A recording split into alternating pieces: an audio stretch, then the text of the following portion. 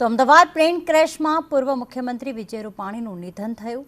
મિત્ર જ્યોતિન્દ્ર મહેતાનો વિડીયો એક સામે આવ્યો છે, જેમાં ડર્ટી ડઝન ગ્રુપના મિત્રો વિજય રૂપાણીને યાદ કરી રહ્યા છે.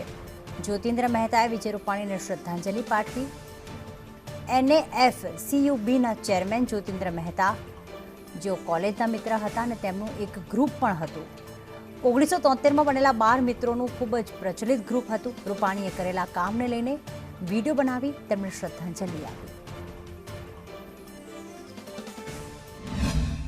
વિજયભાઈ રાજકોટ માટે નહીં, ગુજરાત માટે નહીં, પણ આખા સમગ્ર વિશ્વના બાળકો માટે વિચારતા હતા અને એની શરૂઆત એમણે રાજકોટથી કરી.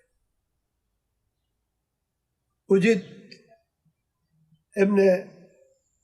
એમનો નાનો બાળક એને અકસ્માતથી અવસાન થયું, પણ પછી એમણે એક દિશા નક્કી કરી લીધી અને જે સમાજ સેવાની દિશા હતી એ આજે પણ અનુકરણીય છે. લોકો સમજી શકે, લોકોને પ્રેરણા મળી શકે એવું કાર્ય એમણે કર્યું.